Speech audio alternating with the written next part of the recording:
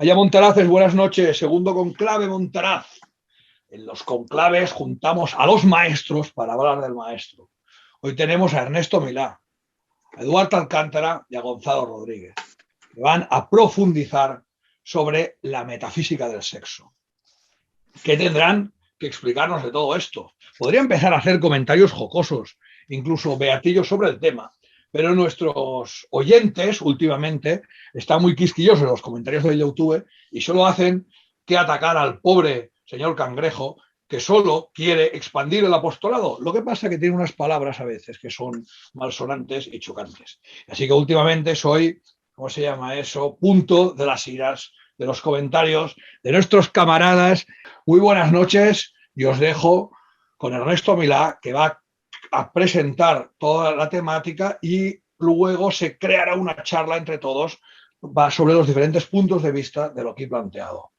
Un saludo y buenas noches, Ernesto. Buenas noches. Bueno, pues aquí estamos otra vez, ¿no? Y si lo he entendido bien, de lo que se trataba era de hablar de Metafísica del Sexo, que es un libro que precisamente Évola considera en su autobiografía, en El Camino del Cinabrio, pues lo define como la obra más importante escrita por él en la posguerra, en la segunda posguerra, ¿no? Y hay que reconocer que sí es importante, porque de hecho aún hoy, salvo algunos estudios muy parciales, como podría ser el de Mircea Eliade sobre el andrógino, pues no hay otros estudios sobre la sexualidad en su aspecto trascendente.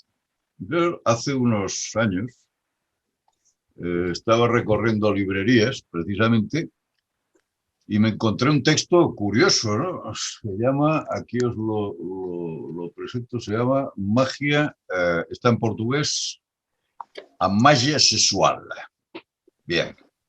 Y está escrito por un autor muy famoso, traducido al portugués, un autor francés que es Saran Alexandrian, ¿no? Saran Alexandrian pues ha sido uno de los principales historiadores del surrealismo, un intelectual de mucho prestigio en Francia. Bueno, pues el texto de este libro publicado en los años 70 es un plagio, absolutamente un plagio de este otro libro, Metafísica del Sexo, que aquí tenéis en su primera y destartalada edición española, ¿no?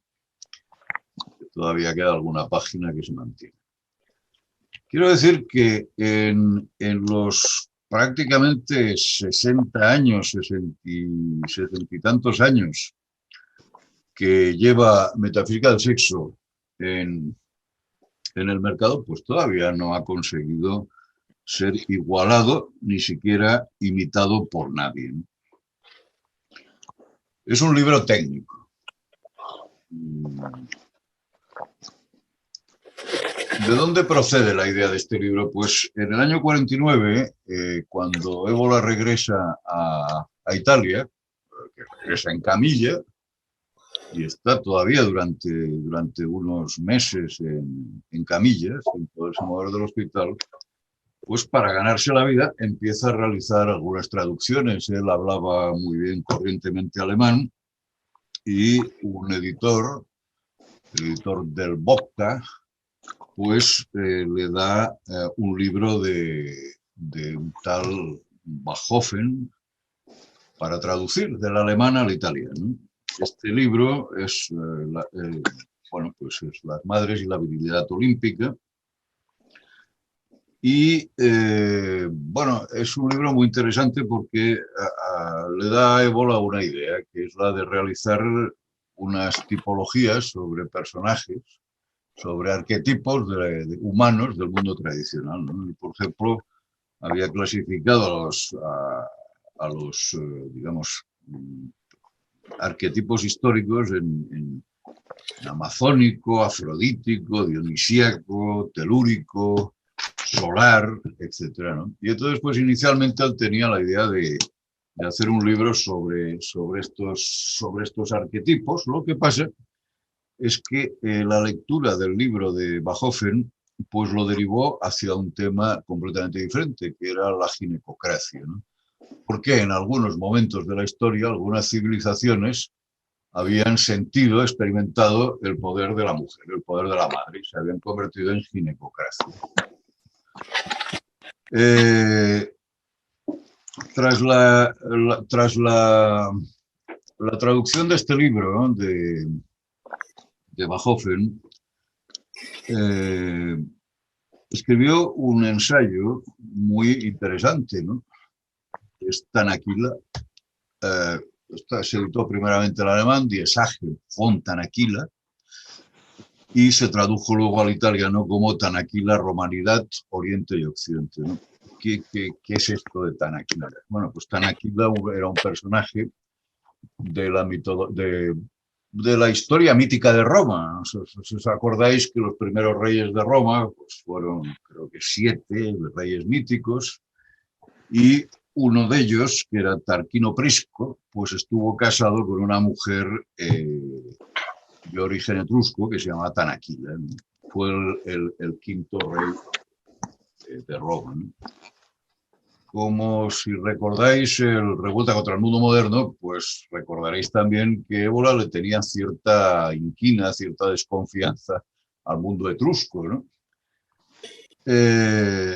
Porque efectivamente él lo vinculaba con, que es un tema hoy todavía sujeto a discusión, lo vinculaba con los cultos, con las civilizaciones mediterráneas, de carácter femenino, telúrico, ginecocrático. Bueno, y efectivamente, en el fondo, esta princesa etrusca, Tanaquila, pues era la representante de estas características. Sin embargo, Ébola en su estudio pues también menciona que a partir de cierto momento, la historiografía romana, la historiografía mítica romana, convierte a esta Tanaquila etrusca en otro personaje, que es Gaia Cecilia, que pasa a ser modelo de virtud femenina en Roma, es decir, un arquetipo de las virtudes femeninas, modelo de frugalidad, modelo de madre, etc., ¿no? Bien, pues después de la elaboración de este libro, Ébola empieza a reunir materiales sobre un tema que le había interesado siempre, que era la sexualidad. El por qué, pues es fácil entenderlo. La sexualidad, pues es que es la sexualidad. Nos interesa a todos, lo vivimos todos, y la única cuestión es interpretarla e integrarla en una visión tradicional de la vida.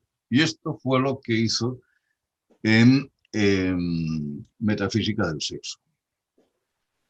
La línea estaba marcada. La línea la había marcado el Revuelta contra el Mundo Moderno, en el cual Ébola ya había hablado, había aludido al personaje que antes me he referido, Tanaquila, y a la superposición de cultos, ¿no?, a la estratificación de cultos que se produjo en el mundo clásico cuando tribus descendientes del norte, es decir, más próximas a la pureza de los orígenes, que practicaban cultos viriles, uránicos y solares, pues van descendiendo hacia el sur, en donde están los pueblos mediterráneos precisamente ginecocráticos, que era justo lo contrario. Y entonces se producen pues no lo que ahora podríamos entender como simbiosis eclécticas, sino se produce pues una sustitución y una integración de ambos cultos, pero rectificados, ¿no? Todos tenemos presentes lo que ocurrió cuando el culto de Apolo se encuentra, el culto del sol en sí, del sol como centro de todas las cosas, en torno al cual gira todo, se encuentra con el culto mediterráneo al sol sometido a los ascensos y descensos, a Helios. sabéis la leyenda, ¿no? Es decir, la leyenda mediterránea hablaba del carro solar, de Phaeton, que arrastraba al sol, ¿no? Arrastraba al sol. Entonces, en su recorrido diario, este sol se hundía en la madre tierra, de donde recuperaba fuerzas para volver a salir al día siguiente y completar el círculo. Bueno, este era el sentir como la concepción del mundo, la religiosidad mediterránea, pues veía el mito solar. Sin embargo, esto se transformó luego en el culto a Apolo, en el culto al sol en sí. Siguieron existiendo los dos cultos, pero cada uno de ellos representaba dos tipos de civilización. Asimismo, los enterramientos que se producían, pues había dos tipos de enterramientos históricamente. Las inhumaciones, en el cual el cadáver era quemado y el humo, las llamas se elevaban hacia el sol, que implicaba la integración del espíritu del muerto en ese principio solar, o bien la inhumación que implicaba su refugio en la tierra madre, Bueno, estos son dos tipos de civilización completamente diferentes, de los que parte Ébola, tanto en sus libros, su libro central, Rebota contra el mundo moderno, como en sus libros técnicos, fundamentalmente Metafísica del sexo, y antes que este, pues Misterio del Grial y el que dedica a la tradición hermética. Todos parten de este dualismo de civilizaciones, ¿no? Ahora, a partir de aquí, y esto enlaza bastante con el segundo tema que habéis planteado, ¿no? Que es el tema de la raza, ¿no? A partir de aquí hay que tener en cuenta un principio del que parte Ébola y Guénon y todo el mundo tradicional, que es el principio de la componente triple del ser humano, entendido como cuerpo, alma y espíritu. El cuerpo, pues es el soporte físico, el alma, en el sentido tradicional, cuidado, sería todo lo que es mental, todo lo que es flujo mental, y el espíritu pues sería esa parte trascendente que anida en el interior del ser humano. Entonces, claro, de la misma forma que como veremos, pues Ébola habla de tres tipos de racismo: el racismo biológico, que se refiere al cuerpo; el racismo pues que apunta un poco más arriba al universo cultural, pues, y finalmente un racismo que él distingue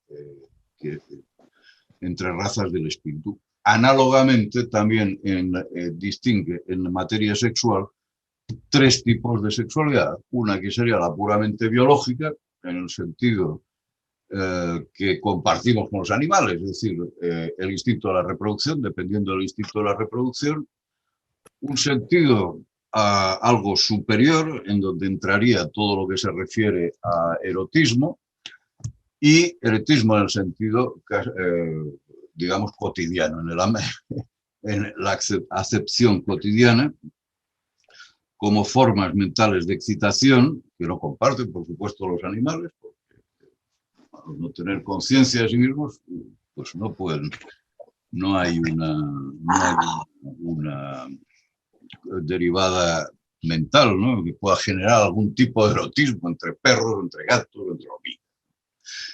Y finalmente, y esta es la parte importante, Ébola distingue también en la sexualidad una forma de trascendencia, de acceso a la trascendencia.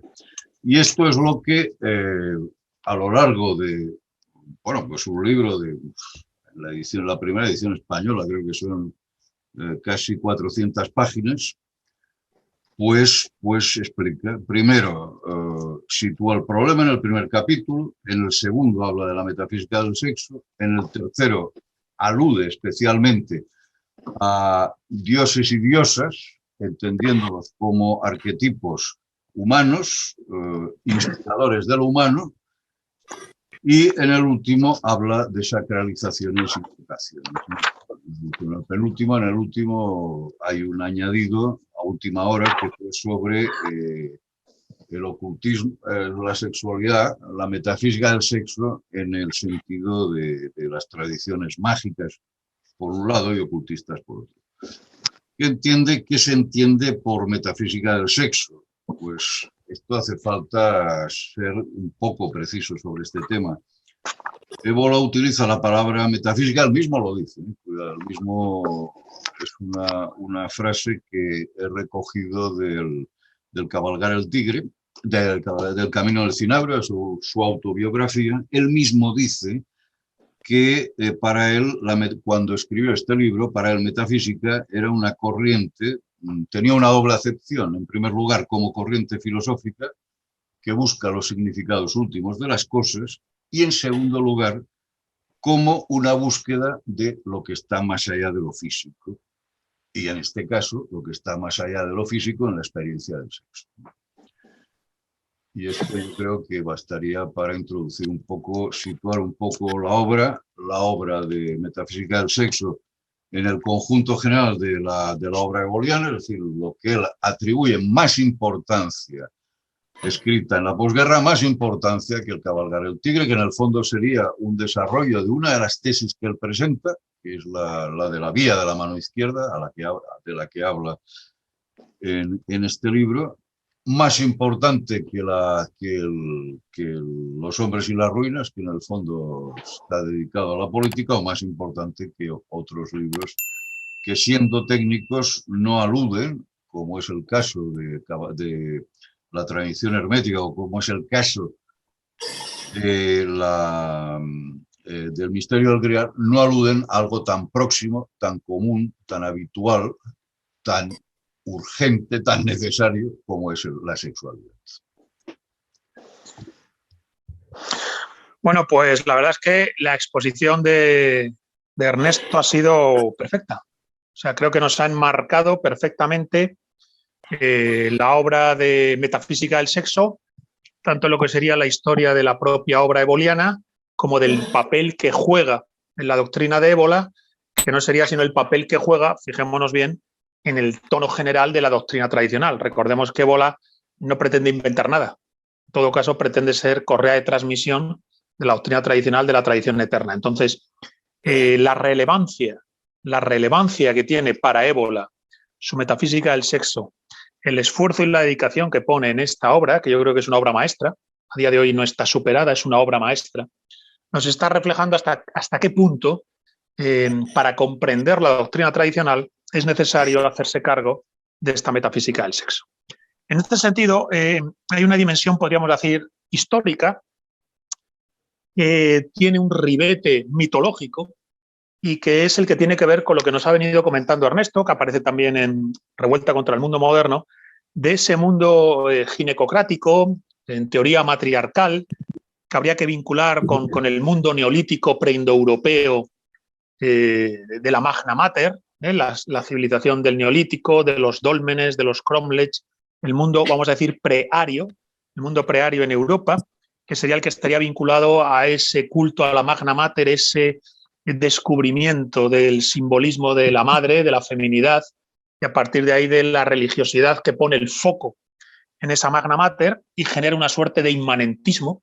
Daría la impresión de que ese culto ginecocrático, ese culto a la diosa madre genera una suerte, vamos a decirlo así, de panteísmo inmanentista, vamos a decirlo, panteísmo inmanentista, y luego como ese nivel prehistórico del mundo neolítico se le superpone, jerárquicamente se le superpone, ese mundo quedaría entonces reabsorbido, reintegrado y reformulado por la superposición que le llega, que sería la superposición que le llega por parte del mundo indoeuropeo. A partir de la Edad del Bronce, en el año 2000-2500 a.C., superposición indoeuropea sobre el sustrato matriarcal de raíz neolítica que se habría producido tanto en Europa como en la India. Son los invasores arios de la India que aparecen después en el Rig Veda, el Bhagavad Gita, etc. Entonces, en esa superposición es cuando habría aparecido ya no el culto a la Magna Mater, sino al Dis Pater, al Dios Padre.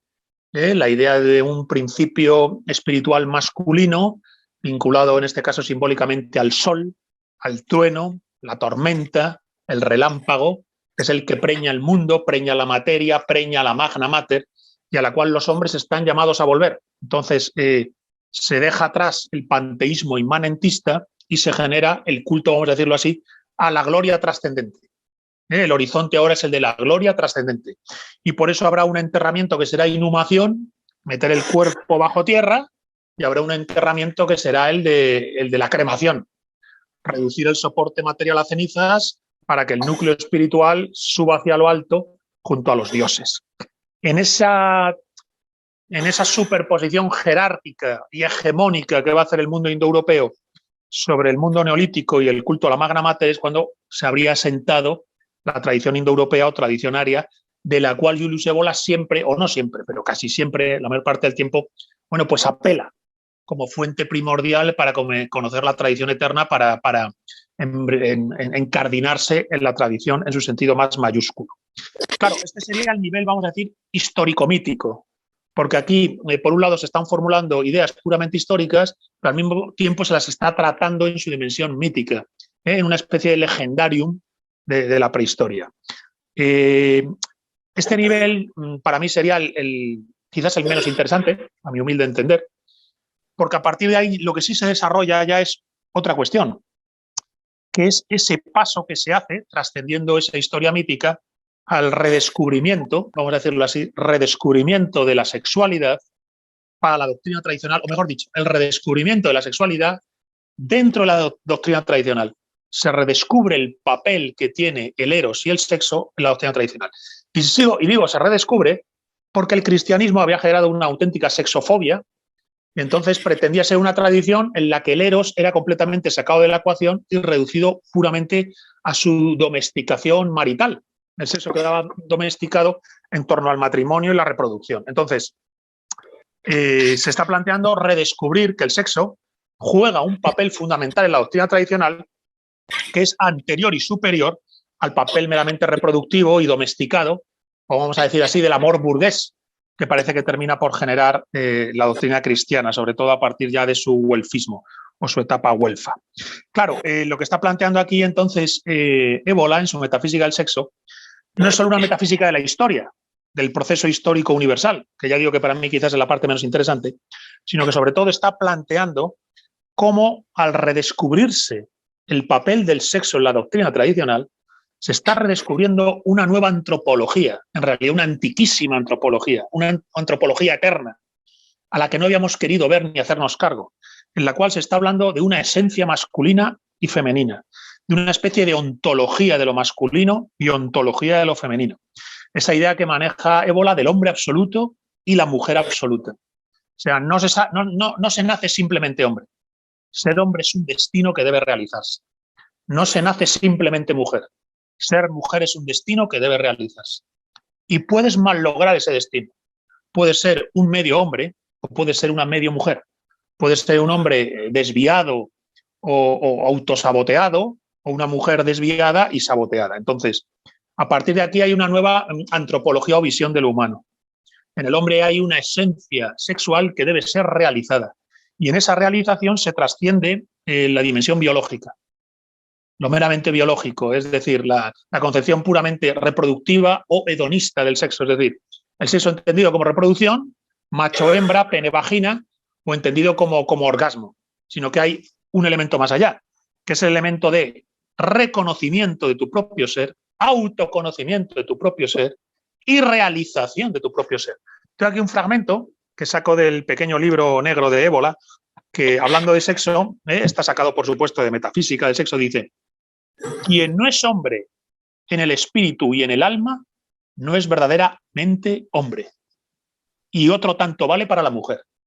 El hombre y la mujer, si no son hombre y mujer en el espíritu y el alma, no son verdaderamente hombre y mujer.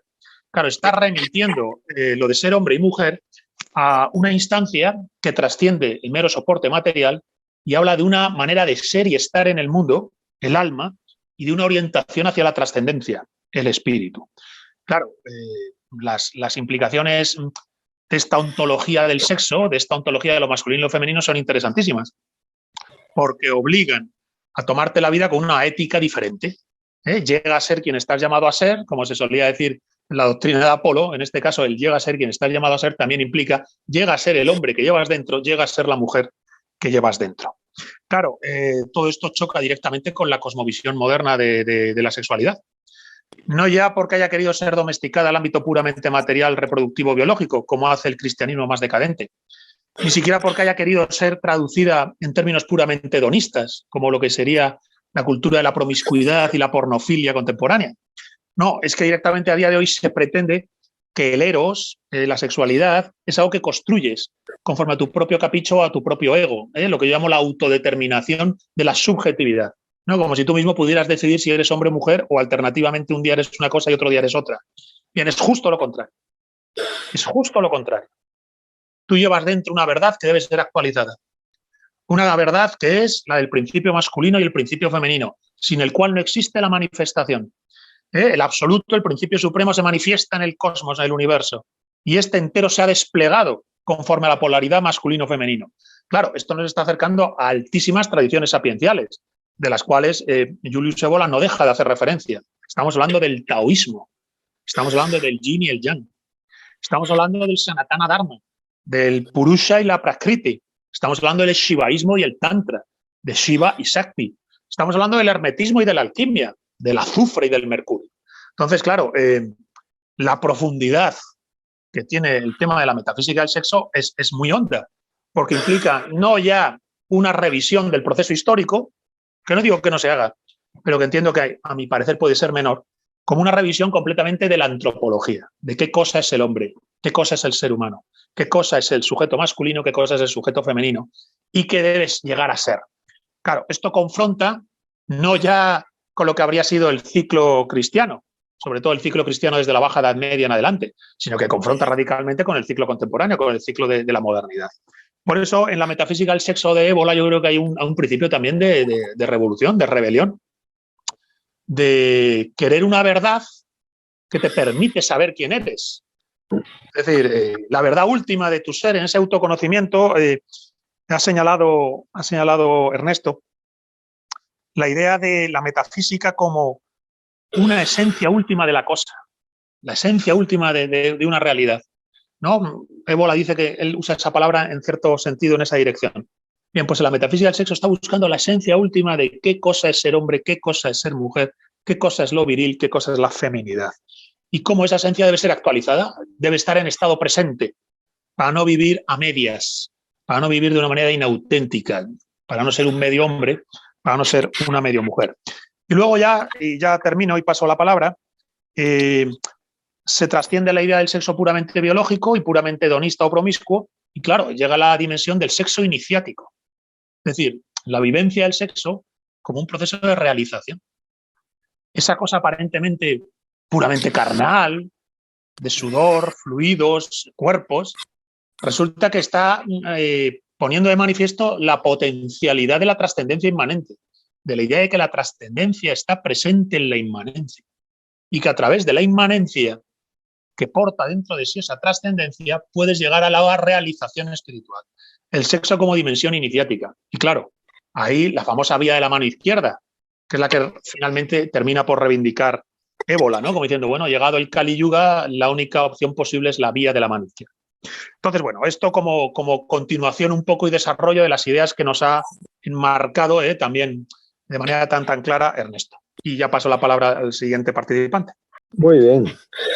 Pues como habéis embarcado tanto Ernesto como tú, Gonzalo, muy bien el tema, no voy a seguir yo enmarcando nada.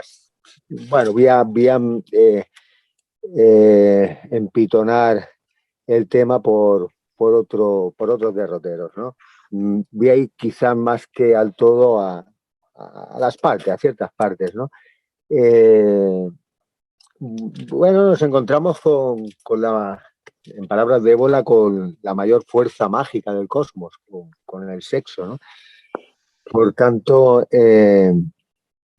bueno, planteado de esta manera, el sexo, por supuesto, puede tener un carácter operativo, pues como cualquier, bueno, como cualquier otra técnica iniciática pudiera tener, ¿no?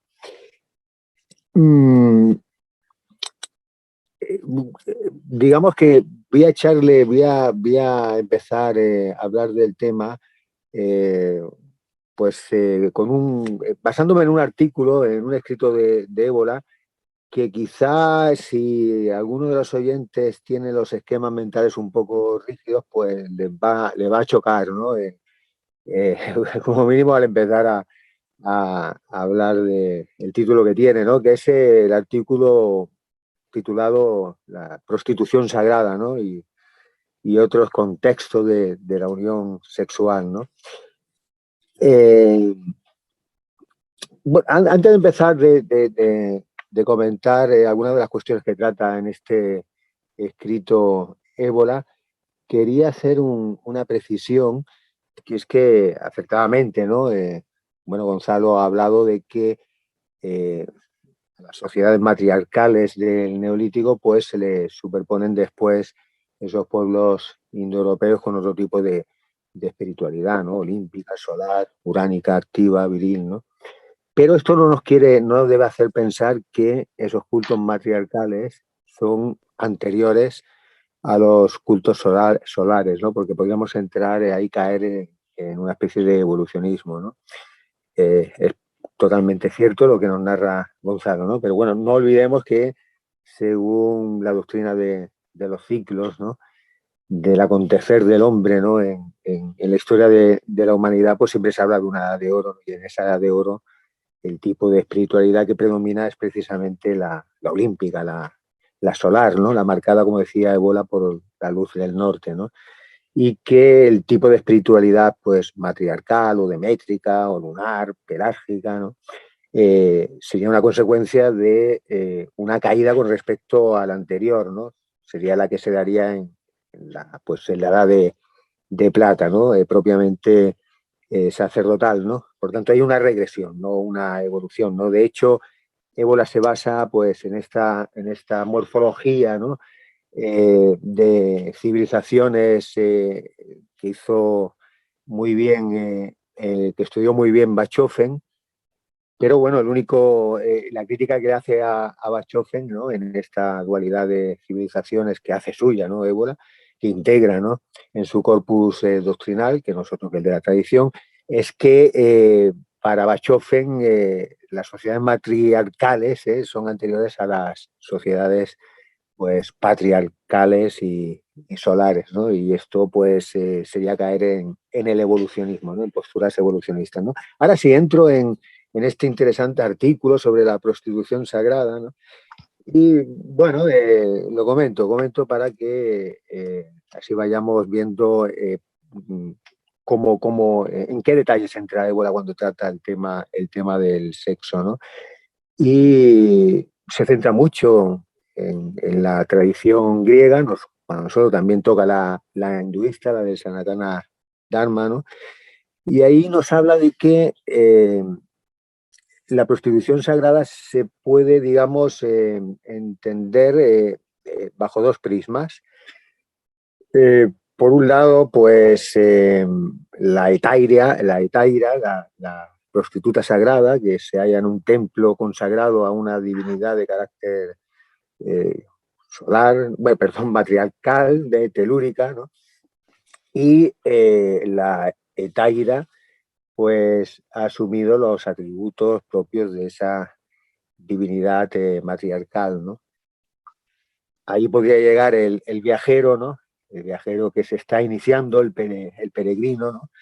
A ese templo y unirse con la Taira y, en definitiva, pues unirse con ese principio femenino, encarnando el viajero, el peregrino, ¿no? Que se supone que ha recorrido pues un proceso interno de remoción, ¿no? De realización espiritual. Ese viajero encarnaría el principio solar y, al unirse con la etaira, encarnando el principio femenino, pues acabarían con la dualidad propia del mundo manifestado y, por tanto, regresarían de alguna manera a la unidad primordial propia del primer principio, que se halla más allá del mundo manifestado, ¿no? Tiene de origen de él, ¿no? Y Otro tipo de enfoque de la prostitución sagrada, pues sería la de sencillamente una hetaira que está consagrada a un templo, que no necesariamente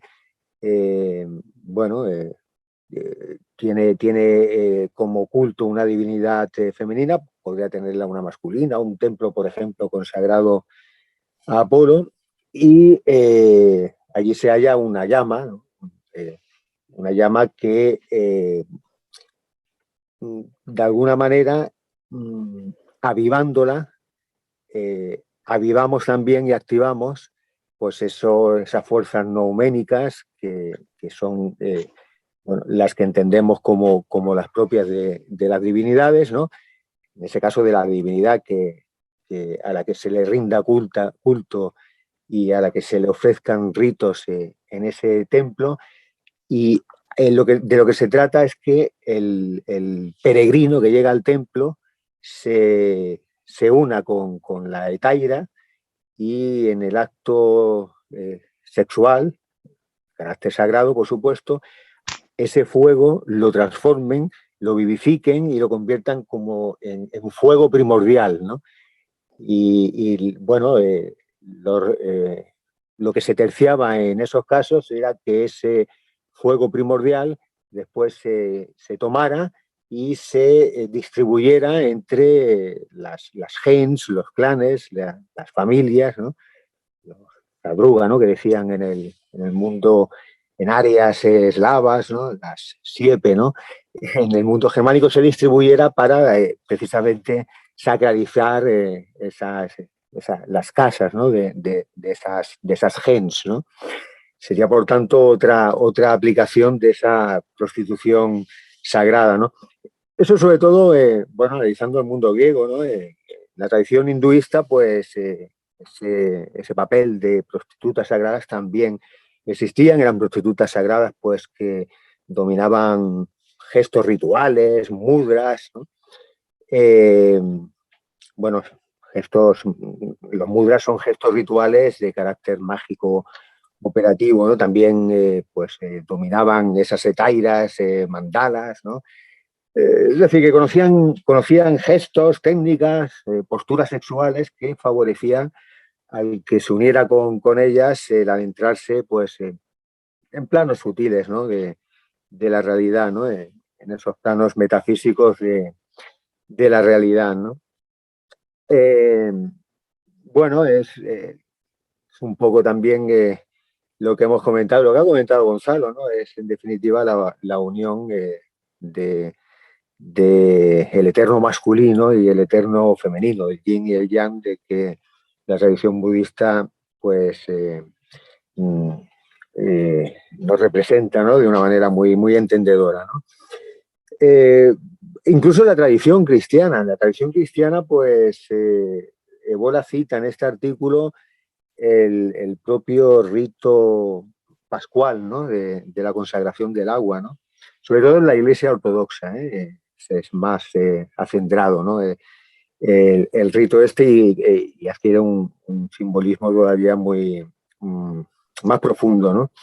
Y bueno, se trata de que el cirio, ¿no? Con esa forma fálica que tiene, que representaría pues, el principio masculino, ¿no? El cirio se sumerge 3 veces en la fuente que representa pues eso,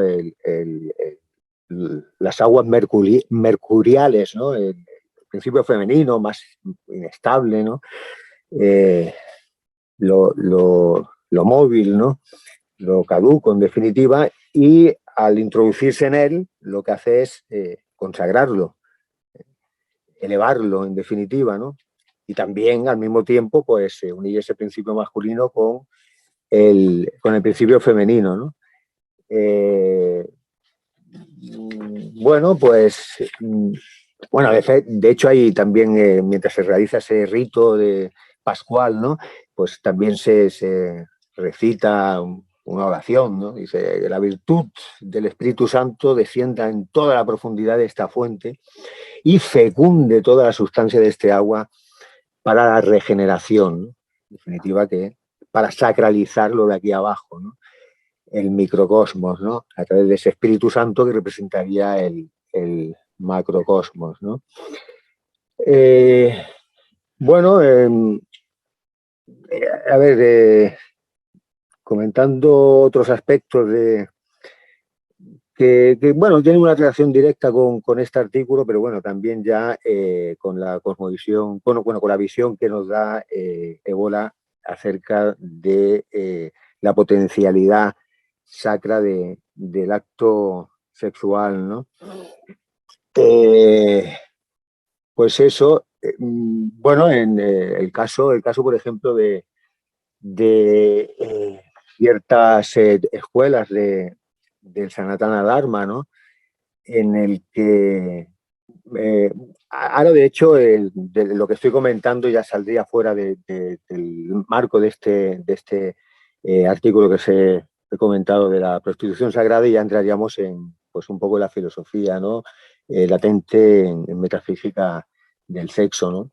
Bueno, ahí se nos explica, ¿no? Una serie de técnicas, ¿no? Que, bueno, utilizando el sexo, pues elevarían, ¿no? a la persona de un estado de conciencia ordinario a un estado superior de conciencia, ¿no?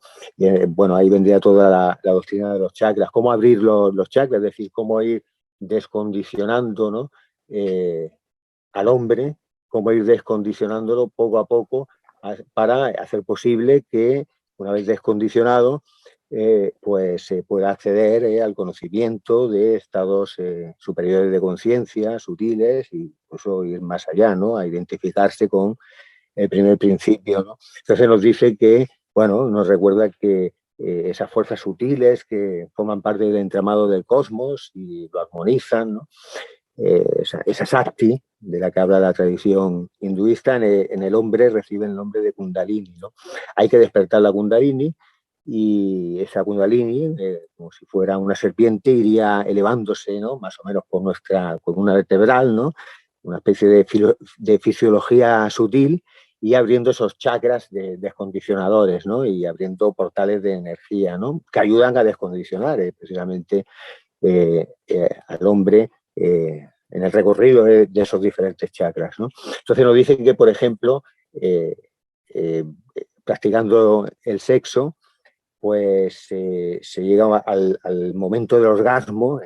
El orgasmo produce una especie de trauma y una especie como de irrupción de una fuerza especial que hay que saber de alguna manera retener hacia adentro, si no físicamente, porque la eyaculación se escape hacia afuera, por lo menos mentalmente, hacer esa idea de que la estamos reteniendo hacia adentro, absorbiéndola y haciéndola subir al primer chakra, ¿no? Del primero al segundo, del segundo al tercero, etcétera, ¿no?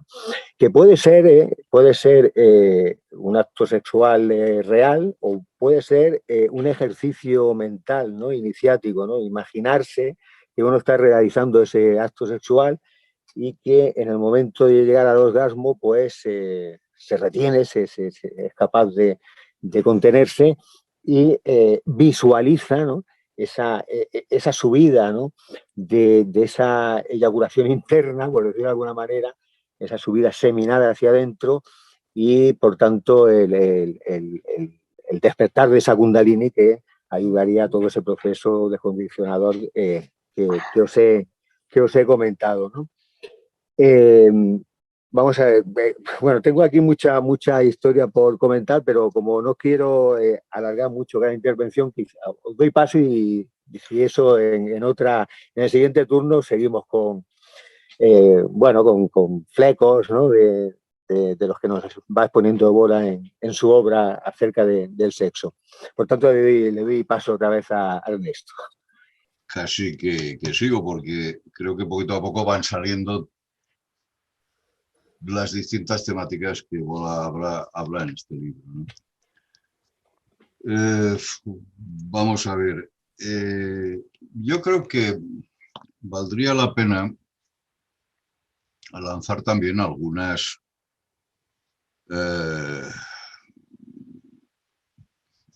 cables hacia, digamos, las bases que tiene todo esto, ¿no? O sea, Eduard ha hablado pues de lo que Ébola habla como, trata como evocaciones, las distintas iniciaciones, pues la forma de utilizar la sexualidad para evocar fuerzas cósmicas, fuerzas identificadas con los dioses y las diosas, etcétera, ¿no? Yo querría ir por esta línea y plantear por qué Ébola se fijó en este asunto del sexo especialmente. Bueno, ha salido aquí algunos elementos, ¿no? Hay algo muy curioso, ¿no? En el momento en el que Ébola escribe empieza a reunir datos para esta obra,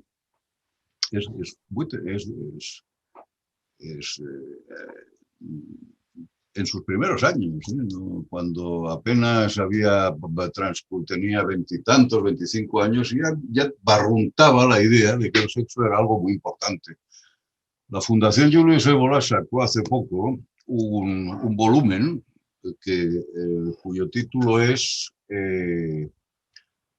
El problema de la mujer.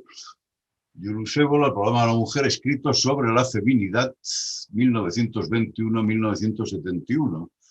Y la Fundación tuvo el detalle de encargar a dos mujeres la recopilación de estos artículos y de estos ensayos, que, como ya digo, el volumen tiene unas 200 páginas, la mayor parte son artículos en distintas revistas, y se ve la evolución que poco a poco Ébola va teniendo sobre este tema. Hay que decir que los primeros artículos son absolutamente misóginos, ¿eh? Pero no un poco. O sea, es que yo realmente empecé a traducir el libro, el ensayo introductivo, pues lo publicaré seguramente en el Infocrisis esta semana, pero algunos artículos son imposibles de publicar hoy, porque nos arriesgaríamos quizá a que el traductor volviera otra vez a frecuentar la mazmorra fría, pero también nos arriesgábamos a que la Inquisición moderna pues quemara en efigie a las cenizas, vamos, fueran a buscar al Monte Rosa los restos de Ébola. Es decir, es así, ¿no? Y me ha sorprendido realmente, porque estos primeros artículos son muy juveniles, en el sentido de combativos y también muy elementales, ¿no? Y poco a poco, especialmente después de la guerra, es decir, se va aproximando a lo que luego es el metafísica del sexo. No hay que olvidar también que en aquella época había dos escuelas ocultistas que estaban muy vinculadas a... ¿Qué las interesó por ellas en aquellos años? Una era la Fraternidad de Miriam, de un tal Giuliano Kremers, y la otra era pues las distintas organizaciones que había creado Aleister Crowley, ¿no? Ébola llegó a la conclusión de que Crowley tenía razón y de que en el fondo el sexo, porque la frase es de él, el sexo es la fuerza mágica más grande de la naturaleza. Y este principio, esta frase, que creo que Gonzalo o Eduardo antes lo han mencionado, pues verdaderamente es el punto de partida de todo. Porque claro, el principio es, si el sexo es la fuerza más mágica, más grande de la naturaleza, quien controle el sexo, quien controle su sexualidad, pues estará en condiciones de ser un hombre libre, entendiendo por libertad aquella capacidad de dominio sobre los instintos. Dado que el sexo tiene una fuerza muy superior probablemente a la de cualquier otra fuerza y de cualquier otro instinto, controlarlo sitúa al ser humano en una posición de libertad absoluta. En el fondo, esto es también lo que se encuentra en las doctrinas tántricas, es decir, que lo que buscan es un ser absolutamente incondicionado. Las ruedas tántricas, por ejemplo, pues no se elige partener, La partener te toca y puede ser cualquiera. Es decir, alguien que no te guste, incluso alguien que físicamente pues, te repela. Sin embargo, la libertad, es decir, el dominio sobre uno mismo se demuestra en la posibilidad de completar el acto sexual con alguien que no, con la cual no se siente absolutamente nada, ningún tipo de atracción. Evola, y cualquier persona que haya estudiado este tema desde el punto de vista tradicional, pues estará de acuerdo en la fortaleza, en la fuerza, en el poder de atracción de la sexualidad. Pero hay un segundo elemento que interesó mucho a Évola, que fue el que esta atracción, esta seducción que ejerce la sexualidad y esa presencia en el universo mítico, no está presente únicamente en el mundo clásico, está presente en el mundo clásico europeo, está presente literalmente en todo el mundo. Y aquí se cumple una ley científica, es decir, que las manzanas también caen en Tasmania, como algunas veces hemos repetido, ¿no? Que una ley es universal, la ley de la gravedad es universal no porque una manzana cayera en una tarde del siglo XVII sobre la cabeza de un señor inglés que se llamaba Newton, sino porque las manzanas caen en todas partes. Es decir, por eso la ley de la gravedad es universal. Pues bien, por lo mismo, el interés por la sexualidad que está presente en todas las doctrinas tradicionales, en todo el mundo, tiene esa universalidad. Y eso es un indicativo, una confirmación de su potencia y de que se trata de un camino del ser humano para lograr una libertad incondicionada, un estado incondicional. Ahora bien, no recuerdo, creo que ha sido Gonzalo, que hablaba antes de iniciación, o Eduardo, no lo tengo aquí anotado. Y vale la pena hablar sobre iniciación, porque no es lo mismo, y en Metafísica del Sexo lo menciona en varios capítulos, no es lo mismo las iniciaciones masculinas que las iniciaciones femeninas. Es decir, las tres formas de iniciación masculina, ¿no? Es una realización del ser en sí. Y el ser como guerrero, como sacerdote o como trabajador. ¿No? Es decir, la iniciación en los oficios, la iniciación al sacerdocio y la iniciación guerrera. Es decir, el hombre se relaciona, ¿no? Fuera de sí, en sí mismo, ¿no? Por estos tres caminos. Pero el caso de la mujer es diferente porque solamente existen dos tipos de iniciaciones femeninas, es decir, la iniciación como madre y la iniciación como amante. Es decir, que la mujer tiene su posibilidad de iniciación y de desarrollo fuera de sí misma, entregándose a otro ser, al amante o al hijo. ¿De acuerdo?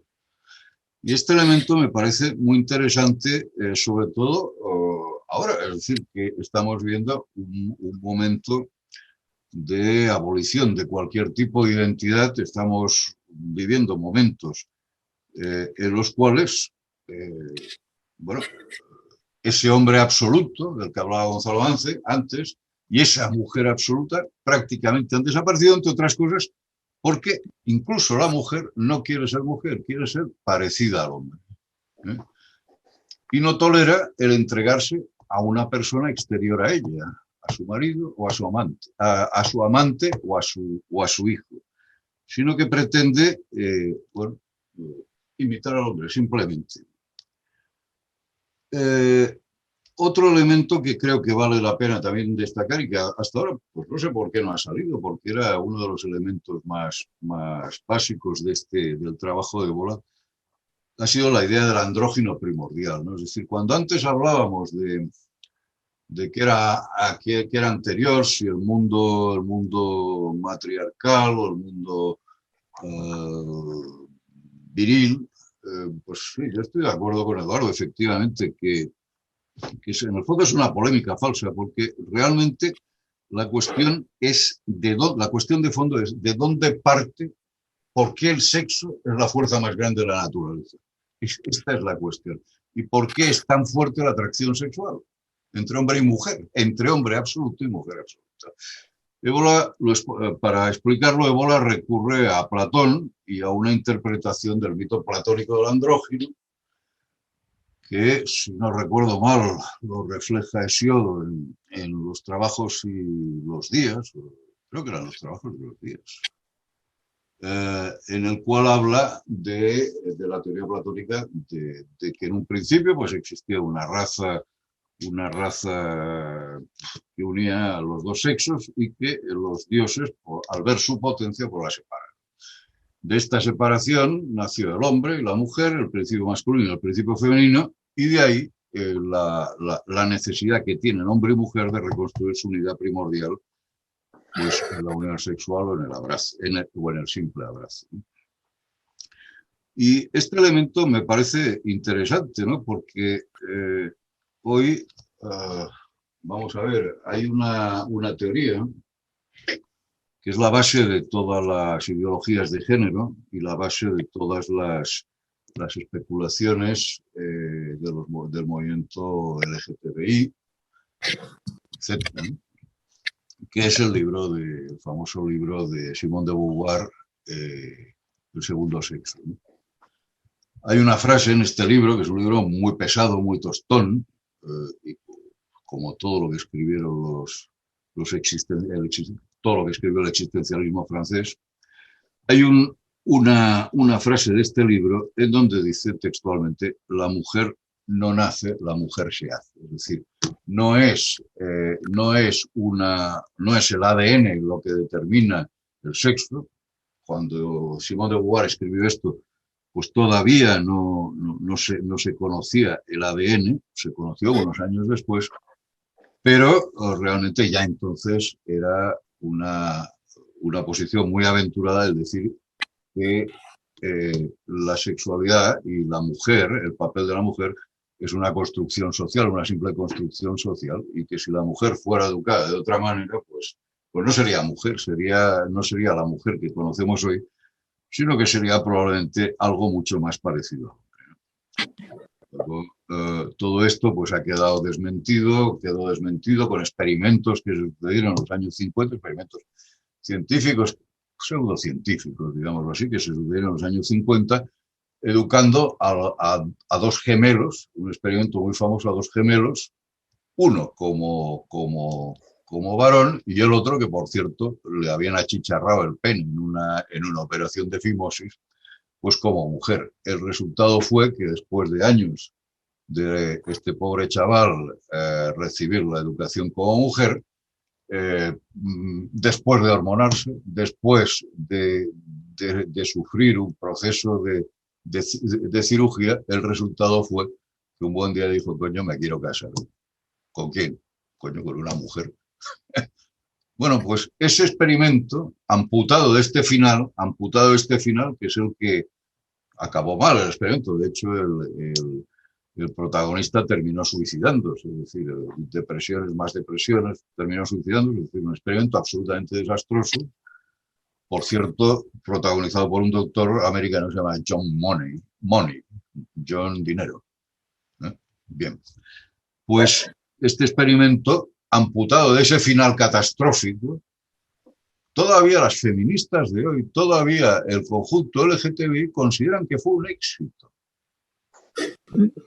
Bien, esto demuestra hasta qué punto la locura está instalada en nuestra sociedad. Es decir, cómo no es que se creen fakes de una guerra en Ucrania. No, es que se crean fakes incluso sobre un experimento científico. Pero, en cualquier caso, es innegable que en su acepción biológica el sexo depende de las cadenas de ADN, y que esto es absolutamente lo que determina biológicamente hombre y mujer. Pero claro, en la doctrina tradicional esto no es más que el reflejo de una realidad superior. Es decir, este ADN masculino va acompañado de un bagaje mental masculino y de un bagaje espiritual masculino. O de lo contrario, no es nada. O de lo contrario, bueno, eso se atenúa, como se ha atenuado en nuestro tiempo, y la atracción hombre-mujer, pues, ha ido disminuyendo, se ha convertido simplemente en una atracción animal.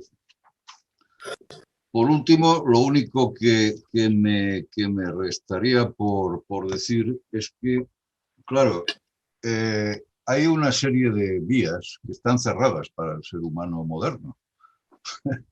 Es decir, nosotros podemos hacernos una composición del lugar de lo que fue la sexualidad en el mundo tradicional, pero no podemos olvidar que estamos muy lejos de ese mundo tradicional y que esto ya no, es decir, hablar sobre tantrismo aquí en España, por ejemplo, pues está muy bien, o sea, porque es un ejercicio que nos confirma en unas doctrinas, pero es absolutamente imposible seguir esa vía. ¿Por qué? Pues porque ya no existen ni maestros a nuestro alcance, y solamente tenemos unas prácticas expuestas de manera literaria o expuestas en ensayos muy interesantes, pero ya se diría que ya se ha retirado esa influencia superior, ese influjo superior ha quedado retirado, y eso son simplemente prácticas que nos confirman por dónde van los tiros, pero que ya son absolutamente imposibles de seguir. Entonces, la metafísica del sexo para nosotros tiene un valor, primero, de indicativo, que efectivamente en nuestra vida cotidiana el sexo nos puede dominar o podemos dominarlo, y ahí está toda la clave del asunto. Ir más allá de esto, en la práctica cotidiana, pues ya es un poco más aventurado y más, como diría yo, más problemático. Yo he estado, en su momento me relacioné con grupos que se interesaban por el tantrismo, con profesores que se daban nombres sánscritos o nombres de origen, y que realmente sus apellidos verdaderos pues eran López, González o cualquier otro nombre carpetobetónico, apellido carpetobetónico, y realmente ves que esto es una vía muerta. Incluso recurriendo a donde se conserva el tantrismo con más fidelidad, es decir, dentro del budismo tibetano, también se percibe que la brecha antropológica y cultural es excesivamente fuerte como para que se pueda seguir el ritmo. Es decir, para poder seguir el tantrismo tibetano prácticamente hay que hacerse tibetano, devenir tibetano, es decir, estudiar sánscrito, vestir como un tibetano, comer como un tibetano, y hoy eso ya no lo hacen ni siquiera los tibetanos. Bueno, pues también muy interesante las dos aportaciones de mis compañeros. Yo, por un poco comentar algunas de las ideas que han ido poniendo sobre el tapete y luego trasladar quizás un tema más secundario, pero que tengo curiosidad y creo que Ernesto a lo mejor nos puede informar. Bueno, efectivamente hay que evitar la idea evolucionista, lo ha señalado Eduard, lo ha señalado Ernesto. No es que la tradición patriarcal, viril, indoeuropea sea una evolución que supera la prehistoria neolítica matriarcal inmanentista. Yo creo que aquí la clave está efectivamente en ese mito del andrógino, en ese mito del origen, en el que la polaridad masculino-femenino está realizada en plenitud y luego hay un proceso de caída.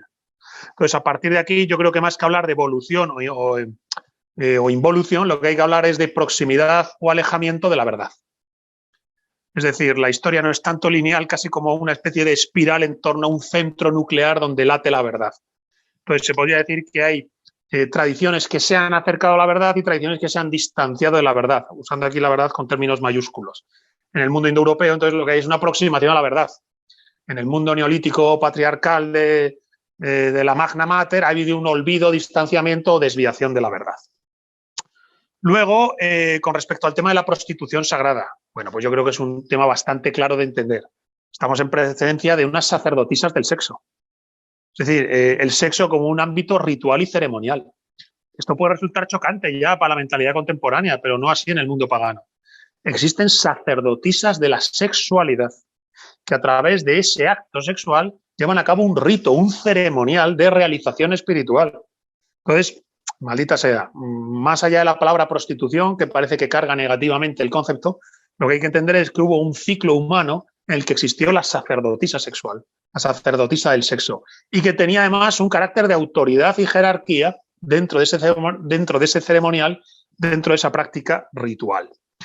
Por otro lado, claro, este tema de la sacerdotisa del sexo nos remite, bueno, pues al principio fundamental que está detrás de todo esto, que se ha señalado, que es el eterno masculino y el eterno femenino.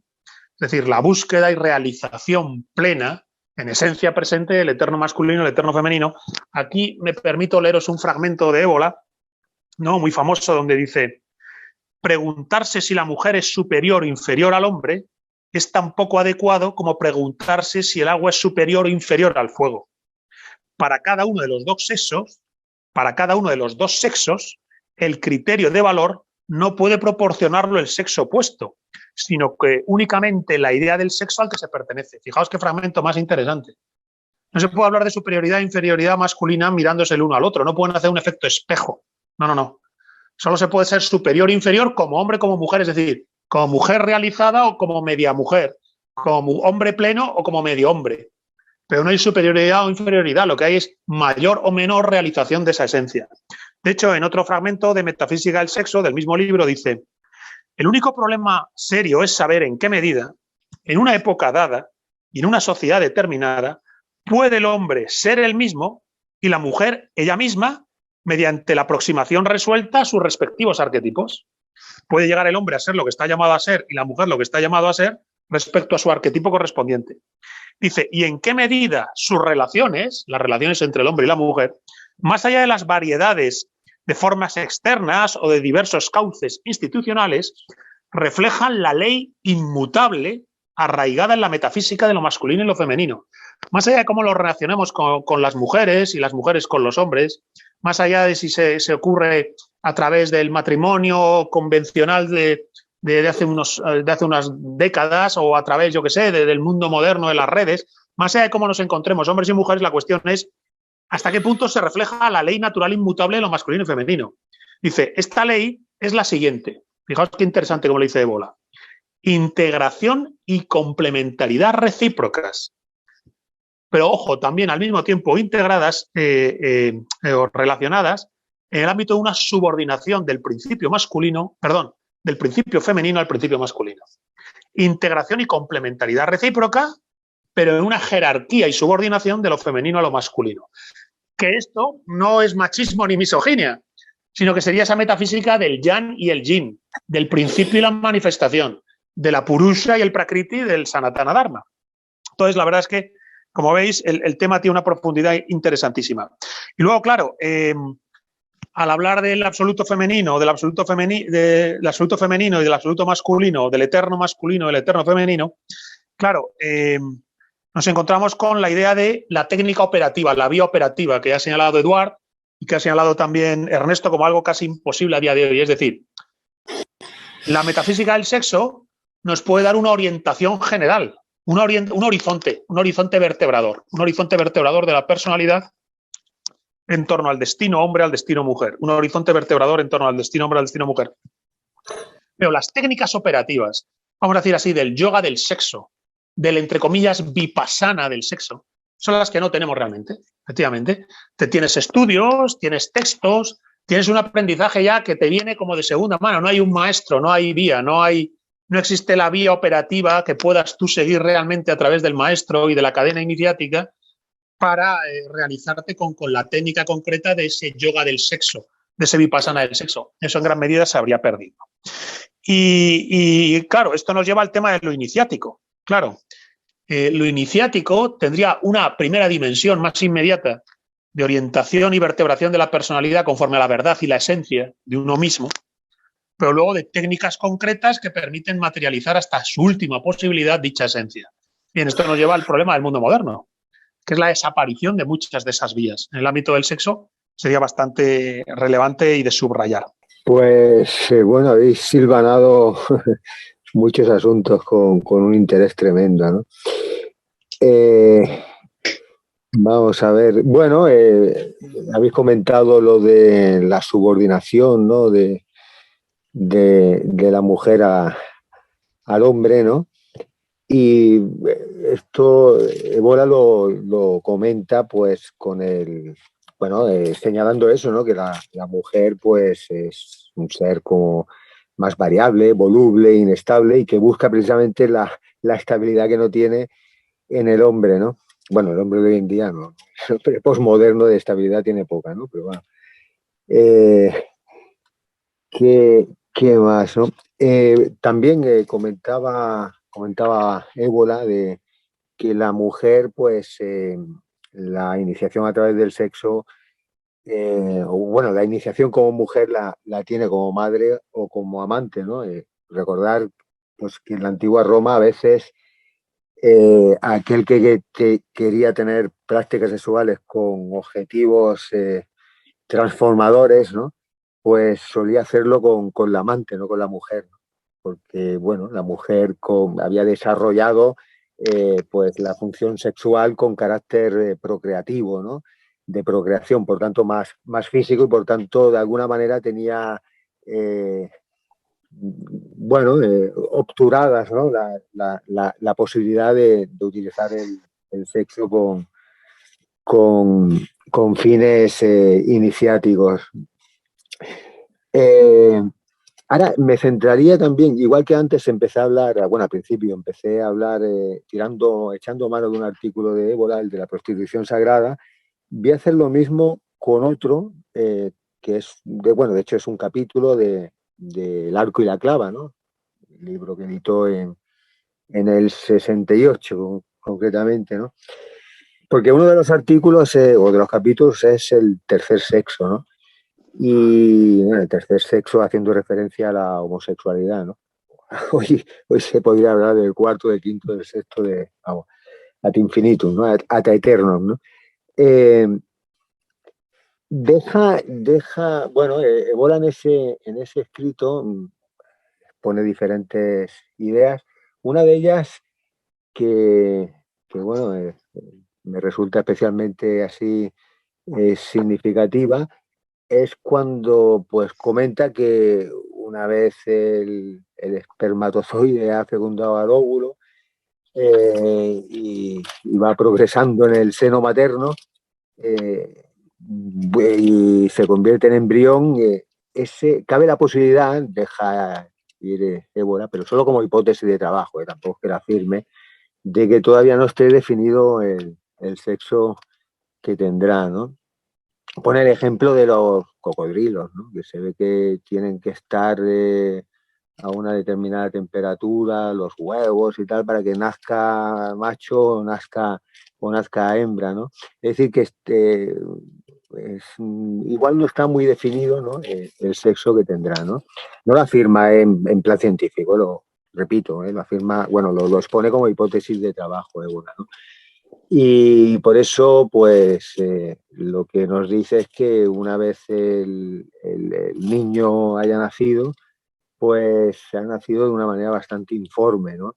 Bueno, biológicamente ya será macho o hembra, pero mentalmente esa masa informe hay que ir moldeándola, ¿no? En ese sentido clásico, ¿no? De dar forma, ¿no? Forma al caos, ¿no? La proporción, la línea, ¿no? La geometría, ¿no? Y bueno, en esa tarea pues ocurre lo que ocurre. En la posmodernidad, pues los modelos a seguir pues son los del que ha pegado el pelotazo y se ha hecho millonario, o el del el rockero pues es un poquillo amanerado, el presentador de televisión también afeminadete, y claro, si ese es el arquetipo, ¿no? El modelo en el que se fija el niño, pues al final esa masa amorfa pues puede derivar hacia cualquier destino, ¿no? Y entonces se trata de eso, ¿no? De que en el mundo tradicional pues el arquetipo era el conquistador, el héroe, ¿no? Pues eso, el rey, ¿no? Ejemplar, ¿no? Y con esos arquetipos el niño iba creciendo y por eso pues era más fácil encontrar el hombre absoluto y la mujer absoluta también, porque el arquetipo en el que se mira a la mujer, pues también era el de la madre ejemplar y el de la esposa también ideal, ¿no? Esto, repito, lo comenta en ese capítulo llamado el tercer sexo, ¿no? Bueno, igual que hemos hablado de metafísica del sexo, se podría también, obviamente, recordar que en Cabalgar el Tigre pues se trata mucho el tema del sexo, sería uno de los venenos, ¿no?, utilizables en esta modernidad, ¿no?, y más en esta posmodernidad. Es difícil abstraerse de los venenos propios de ella, ¿no? Alcohol, la música frenética, el sexo, las drogas, ¿no?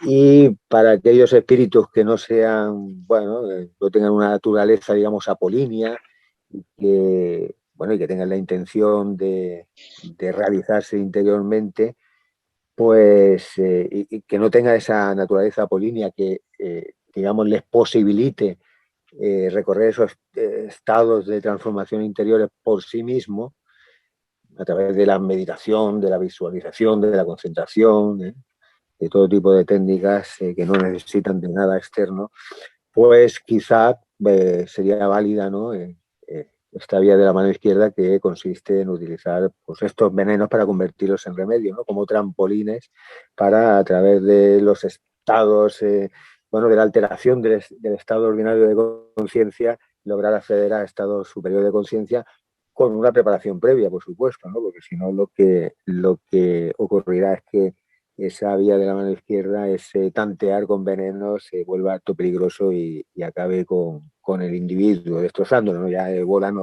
ya recomienda que no se juegue mucho con esa vía, ¿no? Con esa vía de la mano izquierda, ¿no? Solo un tipo de hombre especial podría encararla, ¿no? Y no sé si comentaría mucho más. Pues nada, me dijo Ernesto hace un par de días, pues que de hecho el ejemplar que ha mostrado de Metafísica del Sexo era de la editorial Heliodoro, y como hay otro que parece que todavía es mejor, el de la editorial o la Nieta, pues si alguien estuviera interesado, ¿no?, en adentrarse en la metafísica del sexo de Bola, pues si pudiera encontrar un ejemplar de Olañeta, casi mejor, ¿no?, que la Heliodoro, que bueno, también a mí me resultó también, vaya, no estaba nada mal, ¿no? Pero me fío más de los consejos de Ernesto, ¿no? Sí. Sobre esto quería apuntar simplemente que si alguien necesita el PDF de la edición de Olañeta, lo tengo a su disposición, me escribe y se lo envío inmediatamente. Ah, mira, sí.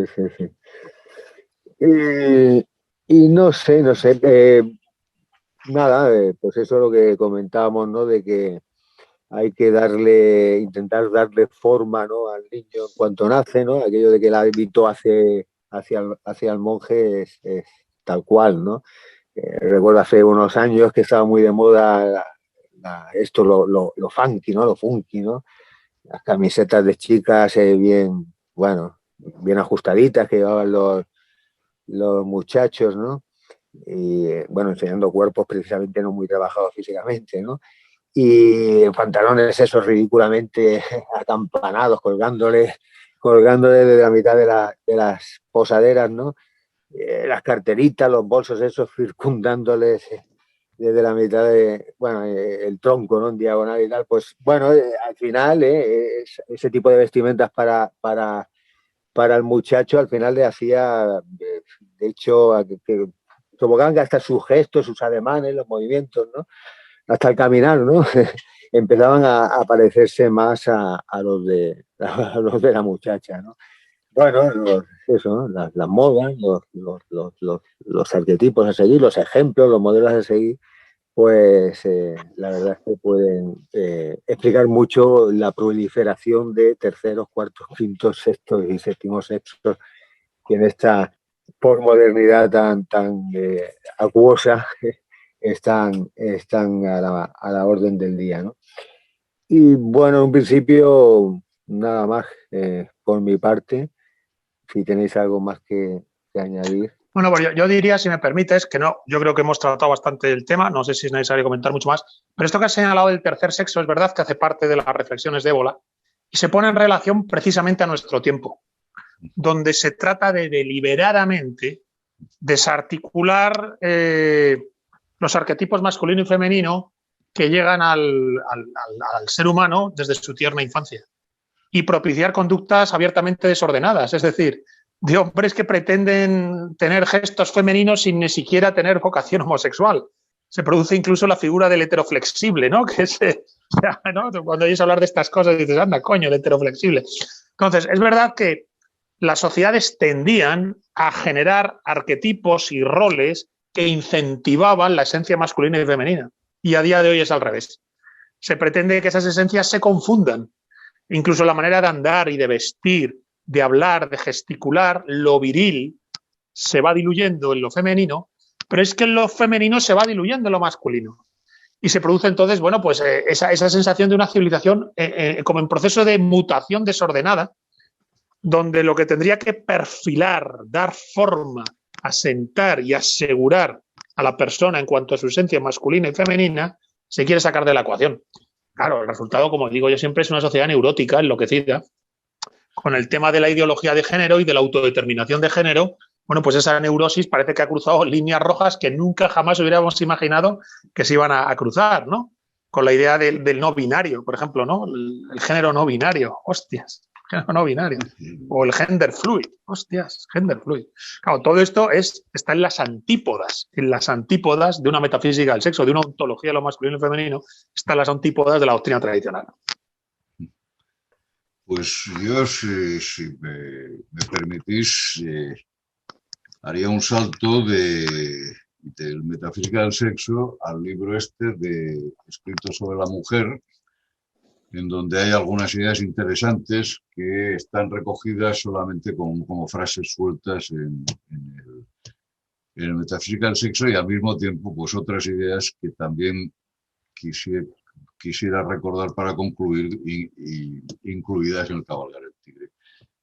Básicamente giran en torno a la sexualidad moderna y que tiene unos rasgos que él define perfectamente. Uno de ellos, abolición del pudor. ¿Por qué es importante el pudor? Pues porque en el sexo, si no hay un poco de misterio, si todo es visible, si todo es perceptible con facilidad, pues se pierde la carga erótica, se pierde el principio del misterio, el principio de la atracción, ¿no? El otro rasgo es la pansexualización, que él habla en bastantes libros, aunque no insiste en ninguno de ellos, pero habla mucho de este concepto, que es uno de los rasgos de nuestra civilización. El sexo está presente en cualquier parte, ¿no? El otro rasgo es la pornografía, gracias a Internet, gratuita y casi obligatoria, porque te sale en todas partes. Incluso bajas una película y de repente que se llama, qué sé yo, Sin novedad en el Alcázar, y resulta que es un título que cierra una película porno, pero además del más bajo nivel. En fin, otro de los rasgos son las parafilias. Esto es muy interesante porque es algo relativamente moderno, es decir, cada vez se van sumando más parafilias, ¿no? Y en el fondo las parafilias no son más que visiones neuróticas del sexo, visiones obsesivas del sexo, ¿no? Y luego, por último, la abolición de toda identidad, que ya ha apuntado antes Gonzalo. Pero hay que resaltar que en estas nuevas teorías de género, en estos nuevos estudios de género, la superficialidad y la gratuidad es absolutamente lacerante. Es decir, oír hablar a una doctrinaria de estas ideas, que normalmente son norteamericanas, feas, y algunas de ellas bastante, como diría yo, verdaderos casos desagradables, joder, físicamente. Pues lo triste es que son teorías muy mal hilvanadas, pero detrás de todas estas teorías sí que es cierto que hay un responsable, y este responsable fue originariamente la escuela de Frankfurt y el freudomarxismo. Correcto. A partir de ahí, de esta idea, de estas ideas, de este conjunto de teóricos que aparecieron la primera generación en los años 20 y luego, pues ahora ya vamos por la tercera generación de la escuela de Frankfurt, es de donde ha partido toda esta teorización absurda, que un día, si queréis, le podíamos dedicar alguna tertulia a esto, me parece muy interesante. Pues todo parte de la escuela de Frankfurt. Y cada vez más radicalizada, cada vez más extremizada, cada vez... Y esto es lo único que da un soporte intelectual a las ideologías de género, a las doctrinas de género. Contra todo esto, contra toda esta sexualidad moderna, pues no hay ni más ni menos que defender los principios tradicionales. Y el principio tradicional, como antes ya hemos comentado, es el de la autonomía del ser humano en relación al sexo. El sexo está ahí, el sexo lo podemos utilizar como para el placer, lo podemos utilizar para la procreación y lo podemos utilizar también para la experiencia y la trascendencia. Es cierto que se han cerrado muchos caminos, pero hay uno que todavía sigue estando ahí, que es el lograr no obsesionarse por este tema, vivirlo de la manera más plena, más absoluta, más placentera, sin obsesiones y siendo completamente autónomos de la sexualidad. Esta es una de las partes que yo he aprendido de Goethe. Bueno, Montaraces, esta noche esto ha sido todo, pero continuamos y seguimos con el tema y en mayo lo vemos de nuevo. Buenas noches a todos, señores.